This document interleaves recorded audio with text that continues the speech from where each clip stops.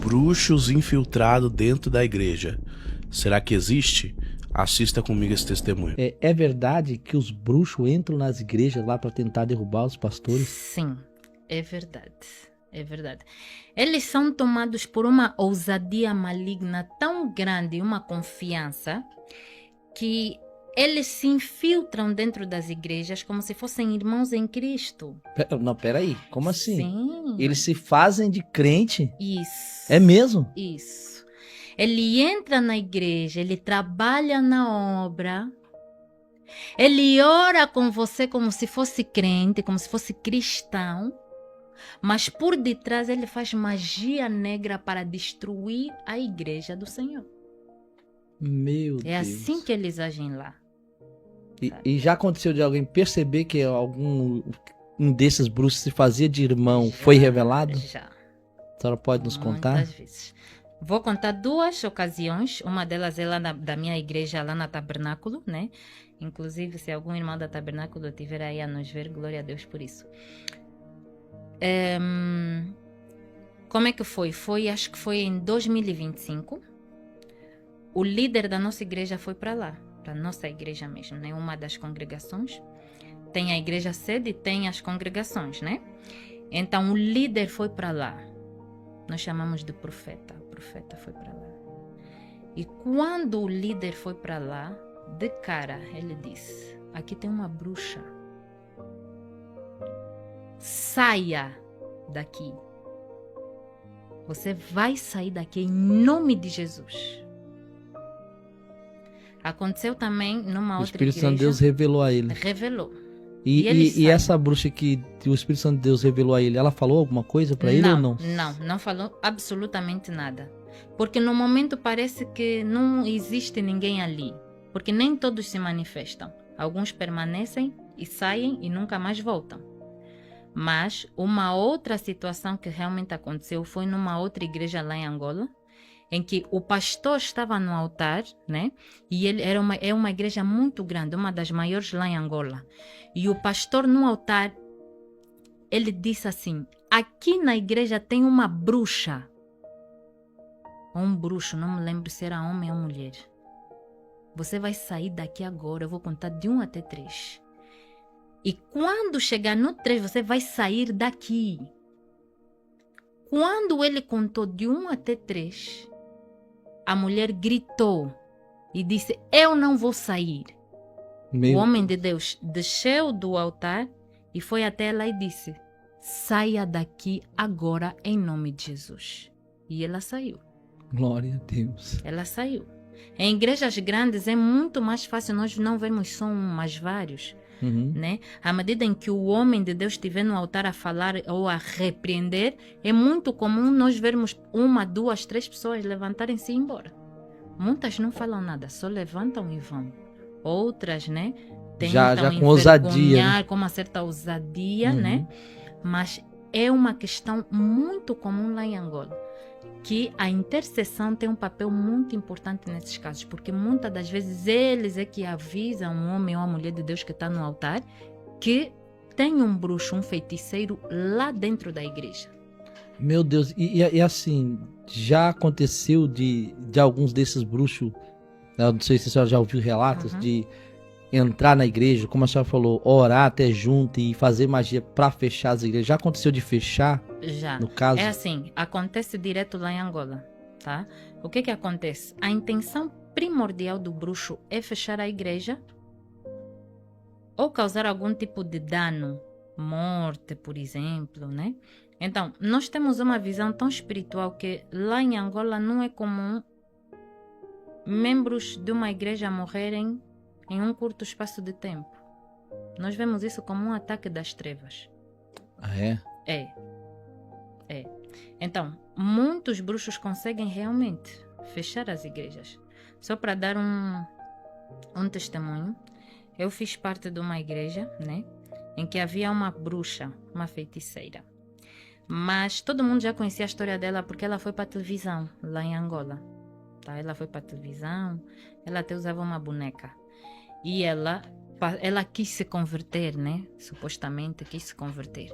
Então, naquele tempo em que aquela irmã estava lá na igreja, né? Eu ainda não fazia parte, eu só ouvia os relatos. Uhum.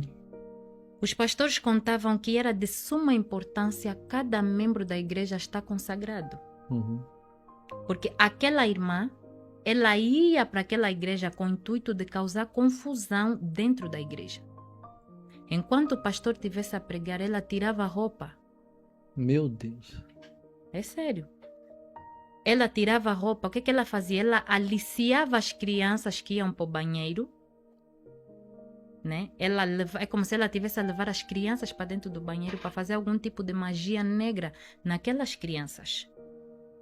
E quando ela tivesse taxativamente, né, possuída, havia necessidade de ter uma equipe preparada para lidar com aquela situação. O diabo, ele envergonha. Esse é o intuito dele, envergonhar. Principalmente se a pessoa não tiver consagrado. Pronto. Então, eles agem direto contra a igreja do Senhor. Por isso é que eu digo, né, faço sempre questão de dizer, de frisar, que o inimigo daqui dos cristãos, cá no Brasil, né, nesse caso, os irmãos vou chamar irmãos, não são irmãos, né, mas as pessoas que fazem parte de religiões de matriz africana cá, né, é importante dizer a você que está em casa, que essas religiões de matriz africana é só nome, porque lá em Angola, Moçambique, isso não existe. O que existe em Angola é bruxo, é feiticeiro. E é muito mais fácil você lidar com esse tipo de inimigo porque você sabe quem ele é. Eles aqui se mostram, eles usam as suas roupas, né? Sim. Aqueles colares de miçangas. Então, eles próprios se denominam do candomblé, da umbanda. Então, é fácil você combatê-lo em oração. Difícil é você combater alguém que você não sabe. Porque até então lá eles não se vestem como no Brasil. Não nem tem nada. pensa, não. Você olha assim e vê uma pessoa normal. É uma pessoa normal. É uma pessoa normal. Muitos carregam a Bíblia na mão. A Bíblia? A Bíblia. Meu Deus. Muitos se denominam cristãos. Entram dentro das igrejas. Muitos trabalham na obra. Mas por detrás, no oculto, fazem magia negra para destruir as igrejas. Já aconteceu de ter uma pessoa desse nível aí, né, usado pelo inimigo, e a igreja sofrer algum dano, tipo alguém adoeceu, algo do tipo, não? Acontece. Como Mas é o que foi? nós vemos mais é espírito de morte. Espírito de morte. Espírito de morte. O que acontece?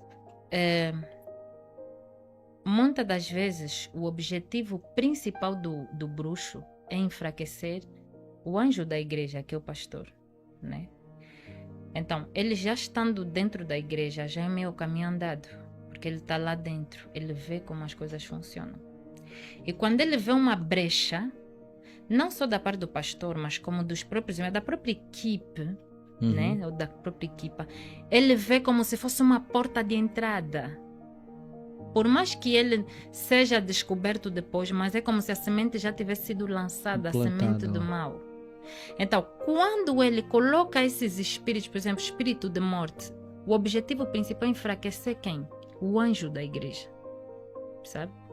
Lá em Angola é muito comum a tala, que é mina. Ou seja, você sai daqui, pastor é pastor, né?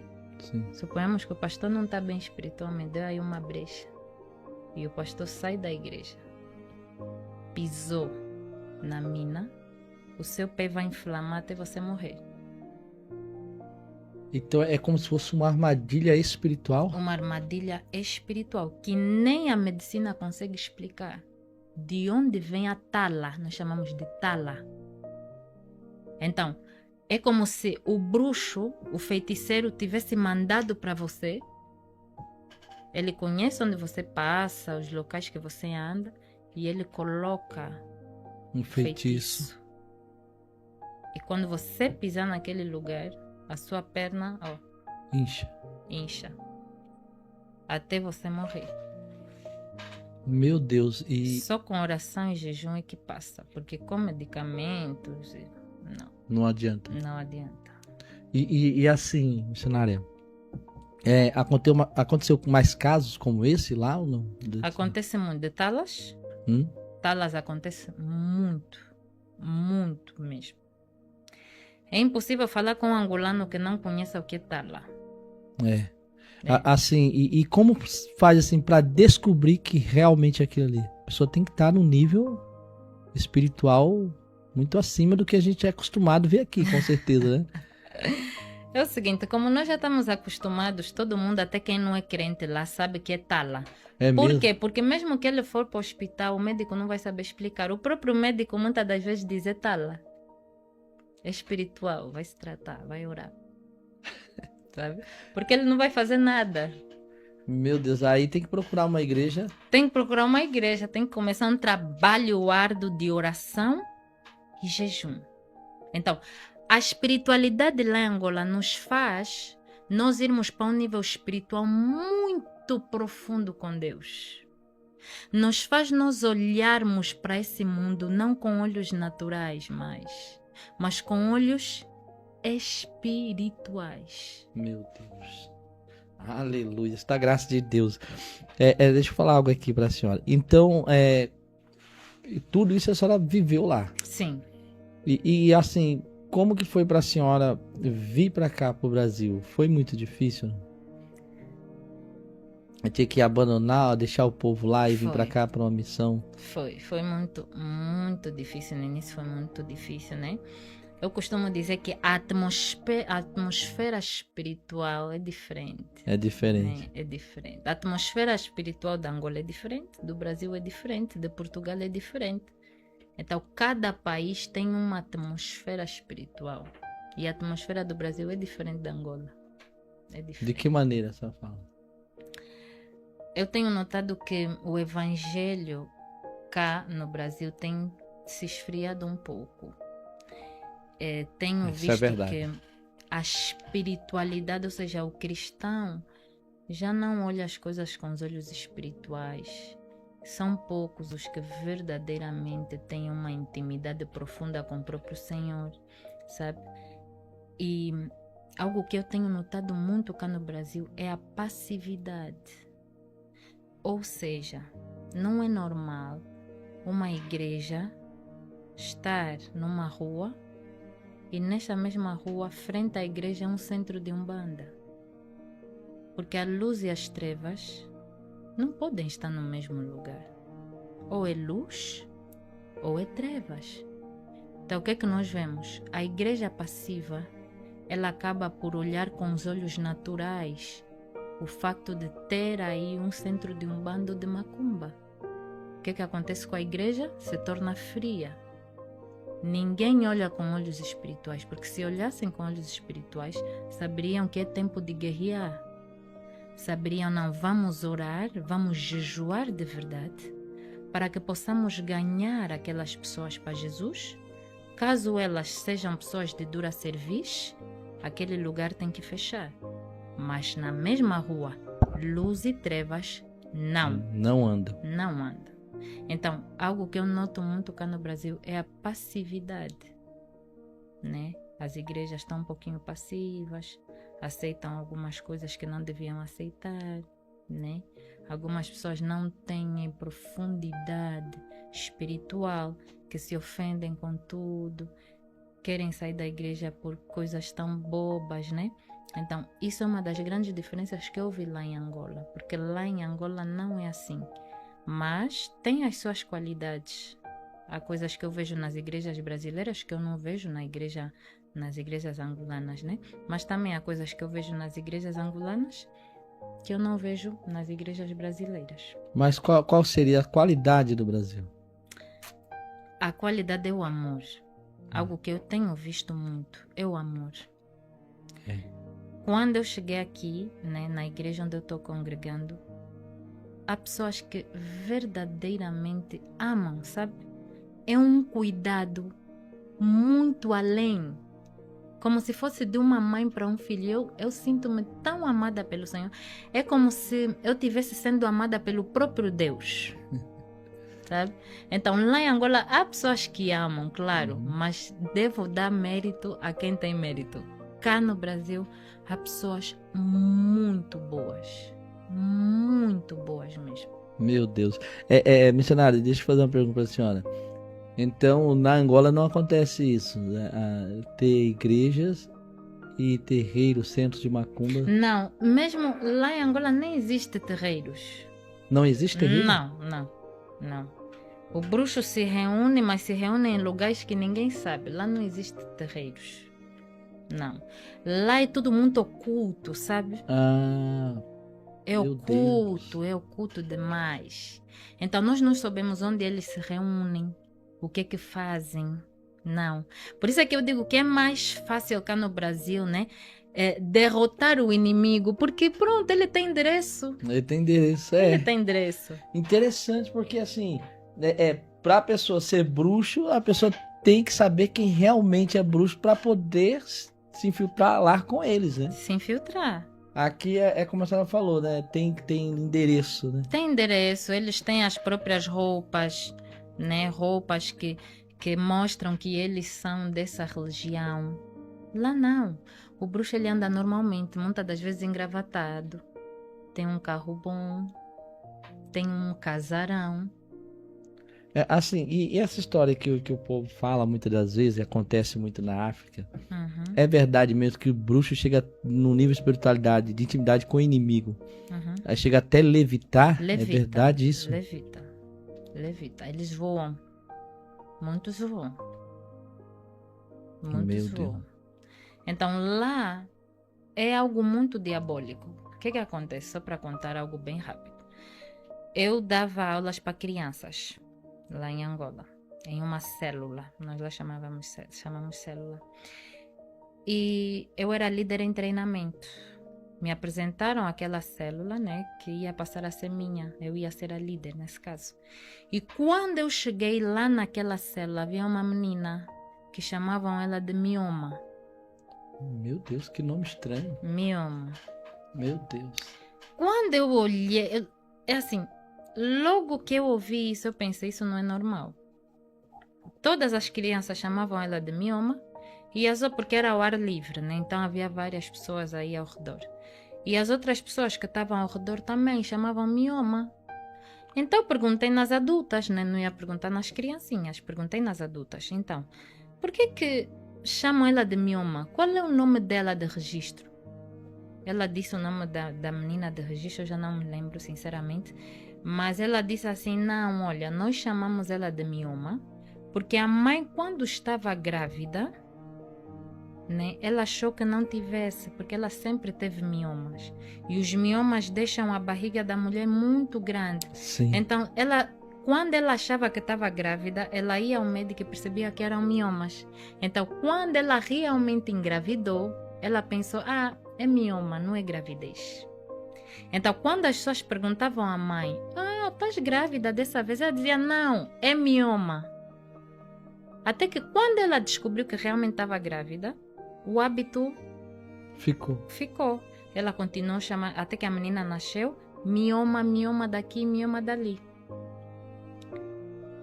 Pastor, quando eu ouvi isso, eu senti uma presença maligna. Eu disse, ela não é mioma. O nome dela é esse aqui de registro. Lá eu orei pela menina. Quando eu fui para casa à noite, no meu quarto, lembro-me, perto da janela, eu vi um varão grande, um demônio. Ele era gigante. Eu vi. E logo que eu vi, eu me arrepiei até a espinha. E ele disse, ela é mioma sim. Ele lhe afrontou. Ele afrontou. Ela é mioma sim. Isso fala de quê? De uma maldição já. Sim. Fala de que o que está por detrás disso são entidades malignas que estão a tentar alterar a identidade da própria criança já desde a infância. Então, se nós não tivermos os olhos espirituais bem abertos, comunhão com o Espírito Santo de Deus, nós Não vamos ligar para as coisas espirituais. E missionário, como foi que a senhora saiu dessa situação? No momento que ele ameaçou a senhora e afirmou o nome que ele queria. Eu senti muito medo. Muito medo. Era um medo que eu nunca senti antes. Era muito medo, porque eu vi. Mas o Espírito Santo me tomou com força e coragem. Eu comecei a orar. Eu comecei a repreender em nome de Jesus. Saia daqui. Saia daqui. Eu fui declarando palavras, né? Fui declarando a Bíblia. Fui repreendendo em nome de Jesus. E ele saiu. Sumiu. Mas nos outros dias aconteceu algo um pouquinho estranho. Eu já não via, mas eu sentia. Mesmo a presença. No carro. É verdade. Mesmo muitas vezes no carro eu sentia a presença do mal. Eu orava mesmo. Até que sumiu. E essa criança? Essa criança não passou muito tempo. Eu não continuei naquela célula mais. Mandaram-me para uma outra célula. E eu já não soube nada dessa criança. Pelo seu conhecimento espiritual, aquela criança provavelmente estaria consagrada ao inimigo. Estaria consagrada ao diabo. Meu Deus, Estaria que situação. consagrada ao diabo. Rapaz, tá vendo aí, Ed? Forte, hein? Menino do céu. O inimigo foi lá afrontar a mulher. Afrontou. Rapaz, deixa eu fazer uma pergunta pra senhora. Uhum. Aconteceu algo próximo disso lá, quando a senhora estava lá na Angola, não? Casos assim? Já aconteceu. Vários. Da mesma forma que, é assim, pastor. O Senhor, é o que eu digo sempre. Há realmente pessoas que se permitem viver o profundo com Deus. Quando nós nos permitimos viver o profundo com Deus, nós temos visões. Mas não só visão, não vemos só o mal, mas também o próprio bem.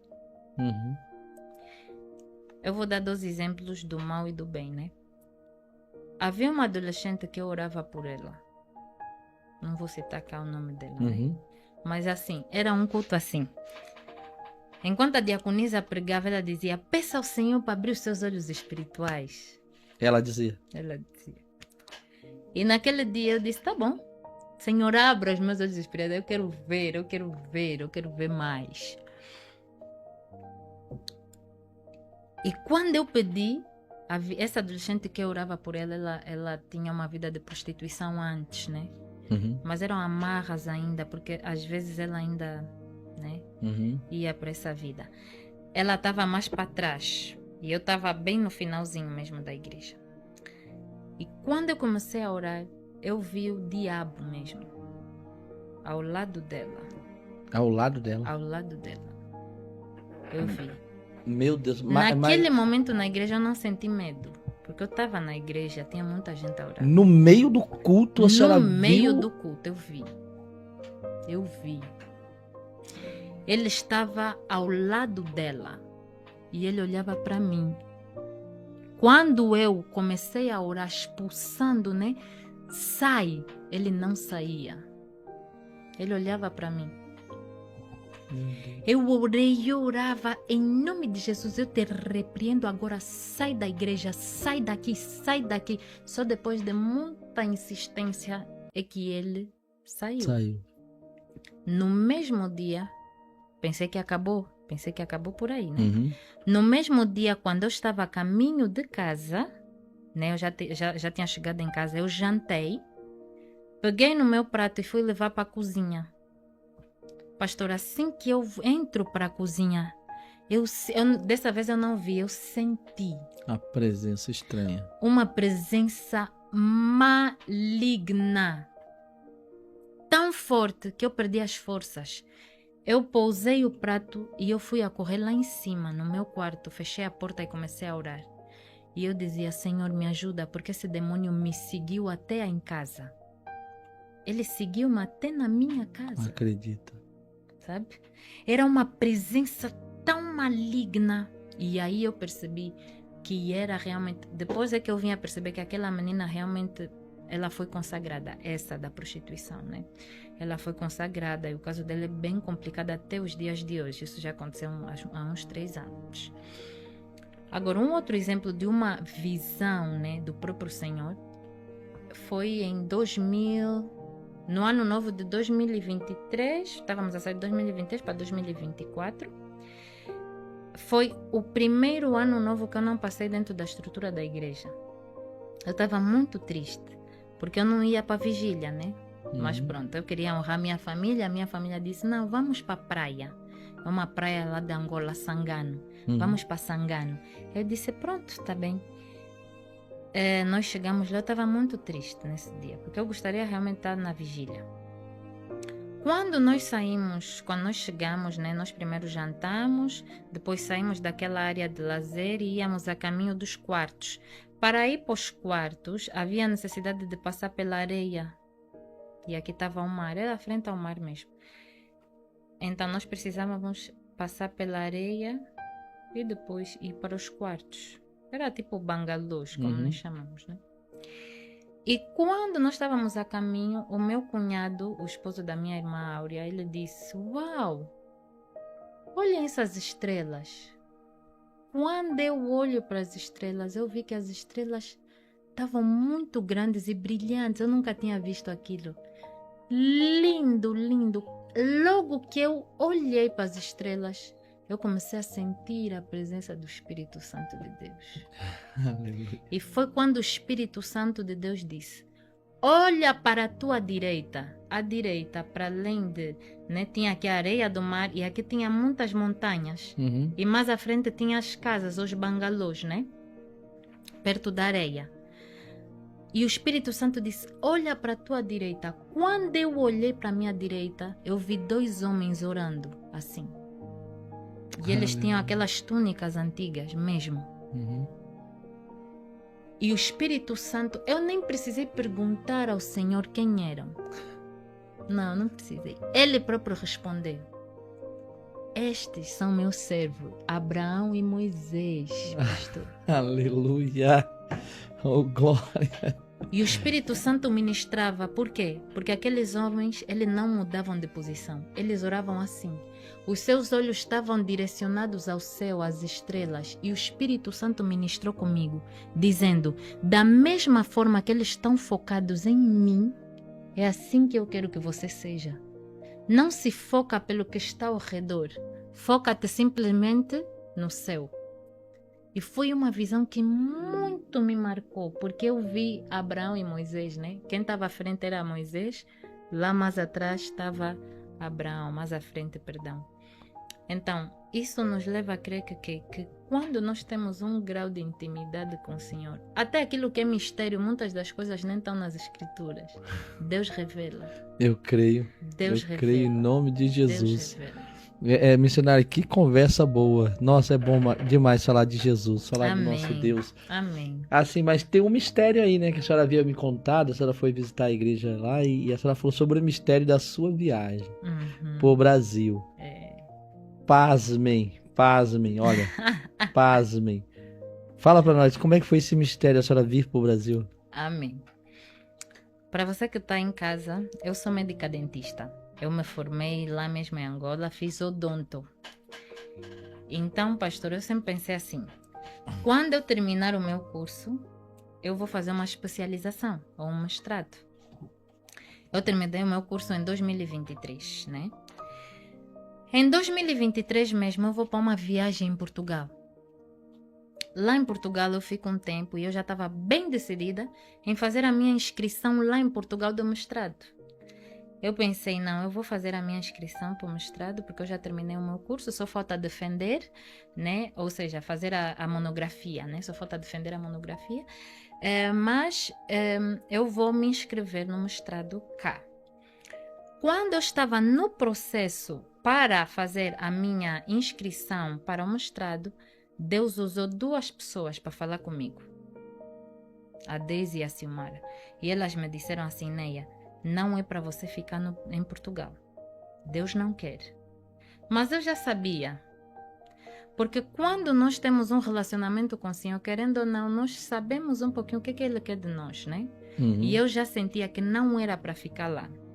Mas, pronto, eu fui aí um pouquinho teimosa, disse não, eu vou me inscrever sim, eu não quero ficar parada. E foi quando o próprio Espírito Santo me visitou e ele disse, não é para tu ficares aqui em Portugal.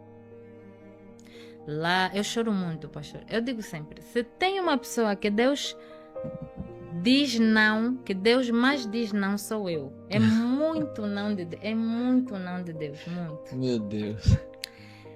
E aí eu chorei, eu lembro que eu chorei, eu comecei a me questionar, e agora, o que eu vou fazer? Eu quero fazer uma especialização. E pronto, lá depois eu saí de Portugal, voltei para Angola, porque eu só fui para Portugal de férias. Mas eu queria já fazer o mestrado, né? E pronto, fiquei no ano de 2020. Isso, de 2023 para 2024, sim.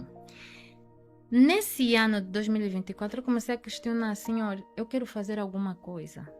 Eu não quero só... Porque assim, em Angola, principalmente na área da medicina dentária, é de extrema importância que o médico dentista estude mais. Não fica só pela graduação. Sim. Sabe? Então é algo que a própria sociedade exige de nós. E era algo que me preocupava muito. E eu dizia, Senhor, e agora? Lá eu lembro-me que eu fiz inscrição em um outro curso, sem eu pedir autorização a Deus. Meu Deus. Esse curso era em França, pastor. E Deus disse não. Eu chorei. Eu disse, e agora? Por que Deus só está a negar as coisas para mim? Por quê? Até que Deus começou a usar os seus servos, as suas servas para falar comigo. Ele dizia, ela vai fazer a especialização dela, mas ela não irá para a Europa. Eu só sabia até ali que eu não iria para a Europa. Aí eu continuei a busca, mas chegou um momento da minha vida que eu deixei nas mãos de Deus. Eu disse, pronto, Deus é que sabe. Durante um tempo. Mas depois começou a me incomodar outra vez. Eu disse, meu Deus, e agora? Foi quando eu expus essa situação ao meu pastor na altura. E eu falei, pastor, eu preciso de uma orientação do Senhor. Eu preciso saber o que Deus quer para mim. Onde é que Deus quer que eu vá? Porque Ele já disse que eu vou fazer a minha especialização. Mas aonde? Aonde? E foi quando o pastor na altura ele disse assim, vamos fazer um jejum de 3 dias. Né? Lá em Angola nós chamamos jejum de Esther. Vamos fazer jejum de 3 dias. E Deus vai falar. Mas nesses 3 dias não será só para você obter resposta, mas será também para você aprofundar as suas raízes em Cristo. E quando o meu pastor na altura, ele falou isso, eu me lembrei aquilo que está, e eu falei, nós falamos sobre isso, pastor. Êxodo 33:15, quando Moisés disse a Deus, se a tua presença não for comigo, não me faças sair desta terra, não me faças sair do deserto. Porque não se tratava daquilo que Deus podia dar, mas sim aquilo que Ele é, sabe? Sim. Então, o pastor na época ele disse, não vamos buscar só para obter resposta, mas sim para você aprofundar as suas raízes em Deus. Pastor, nós começamos esse jejum de 3 dias. Começamos esse jejum de 3 dias. Foi o jejum mais longo que eu fiz. Porque Acredito. eu tenho problemas de estômago e eu só tomava suco de couve. Faz muito bem ao estômago. Você que está em casa, se tem problema de gastrite, suco de couve é uma benção. Mas eu aguentei firme. Mas eu fui sentindo que Deus não falava. Primeiro dia, nada. Terceiro dia, segundo dia, nada. Terceiro dia, nada. Comigo, Deus não falava. Meu Deus. Não falava. Até que no terceiro dia era para encerrar o jejum na igreja. Enquanto o pastor ele dava, né, lá a bênção apostólica, ele terminava de orar. Ele disse: filha, Deus falou comigo. Você vai para o Brasil. Você vai para o Brasil. E quando eu recebi aquela palavra, eu sabia, mas o Brasil é grande. Eu preciso de saber qual é a cidade que eu vou colocar a planta dos meus pés. Uhum. Porque eu creio que Deus, Ele quando manda uma profecia completa, eu creio nisso mesmo. E eu disse: Senhor, eu vou te entregar esse jejum, mas eu preciso saber qual é a cidade que eu tenho que estar. Porque o Brasil é muito grande. Sim. É um mundo dentro do mundo. Então, é muito grande. O culto terminou. Quando nós estávamos a orar, né, antes mesmo de terminar, perdão, o pastor deu essa palavra para mim. E depois voltamos à oração de encerramento. Nessa fase da oração de encerramento, veio ter comigo uma irmã lá da nossa igreja. Nós chamamos de mamás, né? As mamás da igreja. Por quê? Porque elas são anciãs, já são mais velhas. E ela veio e diz: Neia, passa para mim uma folha. Eu preciso de uma folha, de uma caneta agora. Pastor, eu nunca pensei que fosse para ela. Eu pensei que ela estava a pedir, né? Porque outra pessoa pediu. Mas por que essa não pensou que fosse para ela? Porque ela não sabia ler nem escrever. Ela é analfabeta. Ela é analfabeta. Meu Deus. Ela é analfabeta. Meu Deus do céu. Como é que foi esse mistério? Eu dei a folha para ela, mas para ser bem sincera, pastor, eu nem liguei. Eu simplesmente fiz o que ela pediu. Tirei uma folha, porque eu ando sempre com um bloco de anotações, e uma caneta, e passei para ela. Assim que o pastor deu a bênção apostólica, eu me retirei. Eu estava a me retirar da igreja para ir embora. Estava um pouquinho triste, né? Porque eu queria mais detalhes, né? Foi quando ela disse: Neia, vem. Ela me chamou. Eu fui ter com ela. E ela disse: o Senhor mandou te entregar isso. Quando eu abri, estava escrito Campinas-Brasil.